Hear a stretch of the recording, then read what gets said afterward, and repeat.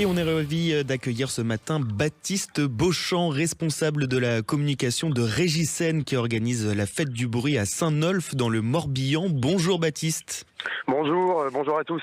Et alors ça y est, depuis hier, des milliers de festivaliers ont investi la prairie de Kerboulard.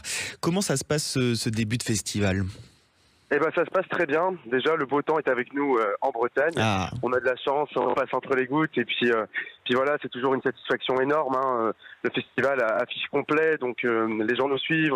Voilà, le public nous suit, on est très contents. La journée de vendredi s'est très bien passée. On a accueilli Placebo, The Hive, Jane, des artistes de renom international. Donc on part sur cette deuxième journée sereinement. Super, sereinement. Alors dites-nous-en un peu plus justement sur cette fête du bruit à Saint-Nolff. C'est la 5e édition cette année. Comment est née cette fête du bruit, ce festival ?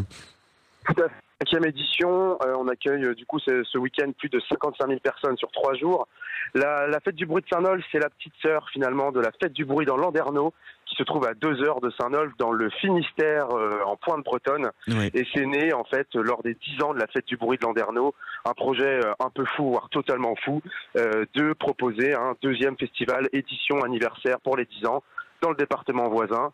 Le constat et le bilan a été fait à la fin de cette première édition qui était un succès. On a décidé de pérenniser l'événement.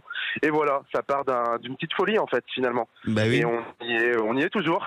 Et pas de jaloux comme ça, le Finistère, le Morbihan, chacun son festival. Exactement. Alors l'une des recettes de ce succès, on le disait, 5e édition, c'est la programmation éclectique avec de sacrées têtes d'affiche, Placebo, Jane, Big Flo Oli, IAM, il y en a encore beaucoup d'autres. C'est cette programmation éclectique qui s'adapte finalement à tous les goûts. Oui, tout à fait. Alors évidemment, un festival, c'est pas qu'une programmation, il y a aussi toute une expérience festivalière à côté, tout ce qui se trouve à côté de la programmation. Donc c'est les activités au camping, c'est les activités sur le site, mais le nerf de la guerre, comme on dit, effectivement, c'est la programmation. Et on est très fiers de réussir à compter sur la carte des festivals, des artistes internationaux à Saint-Nolff. Imaginez, on est à Saint-Nolff dans un champ, dans la prairie de Kerboulard, zone rurale en fait. On est à 15 minutes de Vannes et on accueille des artistes de renom comme ça. Nous, on construit une ville dans le village en fait. Ça fait 3 semaines qu'on bosse sur le montage. C'est un vrai boulot, une vraie fourmilière sur le festival actuellement. Donc voilà, c'est à la fois la recette, c'est la programmation, mais c'est aussi l'accueil qu'on réserve aux festivaliers, les animations qu'on propose à côté, et tout ça en fait, c'est un tout. Vous le disiez tout à l'heure, combien de festivaliers attendus sur ces 3 jours ? Alors hier soir, vendredi, on était complet. Ce soir, samedi complet et dimanche, complet. Oui. Donc c'est une belle édition. La fête du bruit de Landerneau dans un mois est également complète les 3 jours. Ce week-end, dans le Morbihan, on accueille un peu plus de 55 000 personnes. Donc c'est une réussite. On a 53 000 personnes l'an passé. Donc voilà, on est évidemment très. Ouais, c'est énorme. Et c'est quoi le petit truc en plus à Saint-Nolff par rapport aux autres festivals ? Comment vous arrivez à vous démarquer ? Vous parliez de l'ambiance justement. C'est quoi l'ambiance pendant ce festival ? Ouais, il y a une ambiance particulière. C'est-à-dire qu'en 5 ans, on a réussi à fidéliser un public maintenant qui revient année après année.